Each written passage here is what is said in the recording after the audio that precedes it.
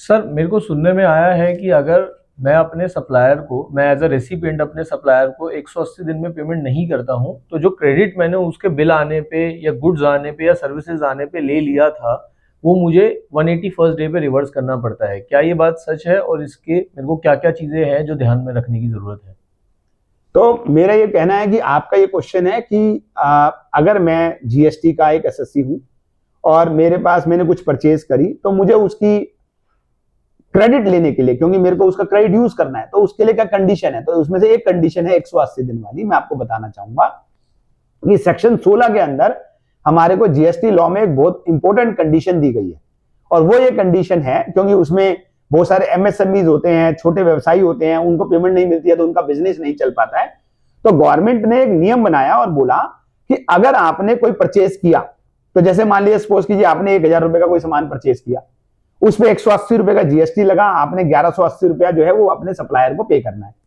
तो आप जो 180 रुपए का जो परचेज टैक्स है, जिसको हम कई बार परचेज टैक्स बोलते हैं आईटीसी को, आपने अपनी लायबिलिटी के अगेंस्ट में एडजस्ट तो कर लिया। आपकी लायबिलिटी थी, मान लीजिए सपोज कीजिए 300 रुपए की, 180 रुपए का क्रेडिट था, आपने वो यूज कर लिया और आपने अल्टीमेटली गवर्नमेंट को 120 रुपए पे किया।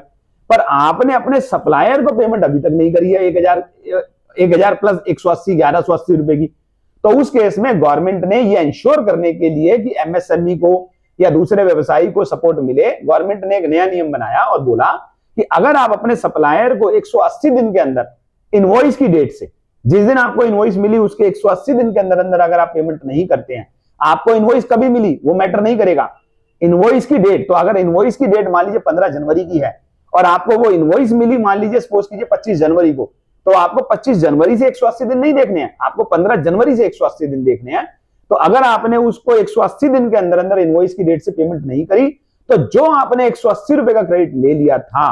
वो क्रेडिट जो है वो आपको गवर्नमेंट को वापस देना पड़ेगा। आप उस क्रेडिट के हकदार नहीं रहेंगे। यस, आपको अगर मान लीजिए आपने बाद में उसको पेमेंट करा किसी टाइम पे, तो आप उसको रिक्लेम कर सकते हैं 180 रुपए को जो आपका चला गया वापस। तो उसके लिए प्रोसीजर दिया गया है लॉ में, रिटर्न भरते वक्त आपको वो प्रोसीजर फॉलो करना पड़ता है। परंतु ये बहुत इंपॉर्टेंट नियम है जो सबको नहीं पता होता, जिसकी वजह से क्या होता है कि हम पेमेंट तो अपने सप्लायर को 1 साल बाद कर रहे हैं और क्रेडिट हम जो है वो एंजॉय कर रहे हैं। तो उस केस में जो लायबिलिटी है वो इंटरेस्ट की जो एक बड़ी लायबिलिटी जो है वो नॉर्मली देखा जाता है कि आ जाती है हमारे एसएससीज के ऊपर। तो ये अपने आप में एक बड़ा अच्छा नियम है जो आपने पूछा कि 180 दिन के अंदर हमें अपने सप्लायर को पेमेंट करना है, जिन सप्लायर की इनवॉइसेस के बेस पे मैं जो है वो इनपुट टैक्स क्रेडिट ले रहा हूं। सर इसी क्वेश्चन में मैं और पूछना चाहूंगा कि अगर मैंने 180 दिन में पेमेंट नहीं करी तो मेरे को किस दिन क्रेडिट रिवर्स करना है और क्या मेरे ऊपर कोई इंटरेस्ट की लायबिलिटी आएगी क्या? तो जैसे मैंने आपको बताया कि आपको जो है वो 180 दिन के बाद अगले ही दिन आपको वो क्रेडिट रिवर्स करना है,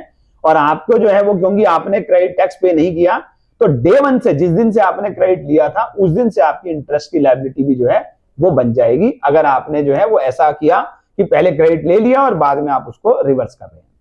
तो बिजनेसेस के लिए बहुत इंपॉर्टेंट है ये समझना कि अगर 180 दिन में पेमेंट नहीं करते हैं तो एक फ्यूचर लिटिगेशन है, जैसा सर ने बताया, जिसको हम आज बचा सकते हैं, जिसकी लायबिलिटी नहीं आएगी।